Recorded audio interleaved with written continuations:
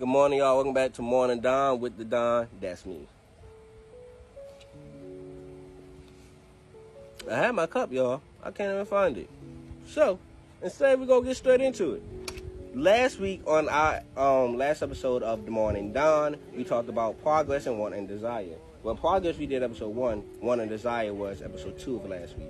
Now, this will be coming out on Tuesdays and Thursdays. If y'all don't already know that, please catch on to that. Now, what we want to talk about today is actually self-love. Now, self-love is regarding one's happiness or well-being. You know, taking care of yourself. Go get your hair cut. Go get your nails done. Treat yourself a little bit, but also make sure you eat. Make sure you're getting water. You know, make sure you're waking up, splashing some water on your face. You know, take care of yourself. Make sure you're being okay in all regards. But I really want to focus on the happiness part of this definition, guys.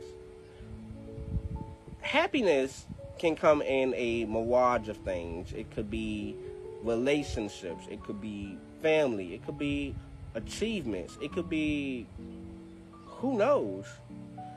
But the real thing about your happiness is that sometimes it's going to go against what other people want. So we get to the point that we think to ourselves, okay, if you are somebody who cares about others, when are you showing self-love and when are you being selfish? You know? Now I can put up the definition of selfish real short, but I really want to talk about how most people would take your opportunities of you having self-love for yourself, you pursuing that thing that brings you love, even though they don't like it. You're not doing them wrong, they just don't like it. You being with this person, you going out and doing things for yourself, accomplishing things for yourself. Now, don't say you're doing it for yourself when we're talking about you going to crash a car off a bridge. That's self-harm. But we're doing it for yourself and actually accomplishing things that you seek, despite what others think, can somehow feel like you're doing them and yourself a disservice. That's not the case. You see, we have to look at ignorance. When you're ignorant, when anybody is ignorant, they do not know. In fact, y'all can see it, but I'm going to go bar to bar with it. Lacking in knowledge or awareness in general, uneducated or unsophisticated, or lacking in knowledge, information, or awareness about a particular thing. You know? Sometimes it can even be just rude or whatever. But we really want to talk about the lacking in knowledge part. When people don't know anything. When people don't know anything, they would take the best things about you. They would take your self-love.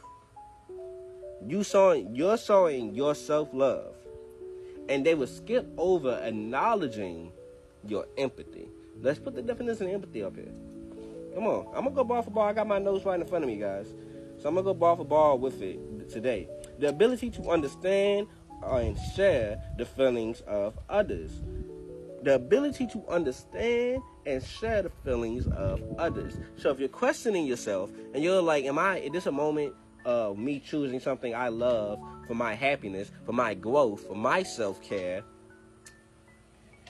Or is this negatively affecting somebody else? That already tells me that you already have at least some bit of empathy, because you're considering those things. Now, are they overlooking your empathy? Now, for them to overlook your empathy, maybe they just don't understand it. Now, not understanding something, let's put the definition of understanding up. A lot of definitions in this one, guys.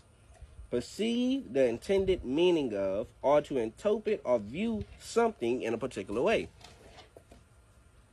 So if they are viewing what you're doing differently, if they're not interpreting your meaning the correct way, then they must be what? Ignorant. If they are ignorant of what you're doing, why are you questioning? You know? So this is what I want to tell y'all. The first episode of us talking about progress will tell you to always believe in your progress even when you get low. Want and desire is telling you to have a want separated from your struggle, from your everyday needs, separated from the things of your well-being that you actually want to do, to have a structure for that progress. Now, if you have a structure for that progress, So now we have our structure, and now we have our want in the middle of that structure, and now we can move that structure to allow it to go wherever we want it to go. But if you have to move it wherever you want it to go, there's going to be obstacles. There's going to be people around you. You didn't make that structure from nothing. Sometimes you can't move away from the things around you because they don't understand what you're doing. They're not used to moving. They're stationary.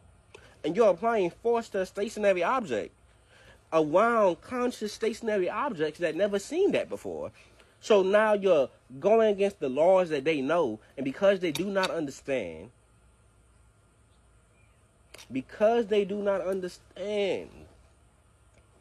that's why you feel like you're doing something wrong.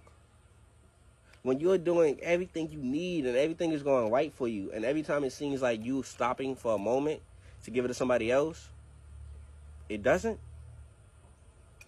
You're doing fine. Boy, this was a long one. Thanks for watching.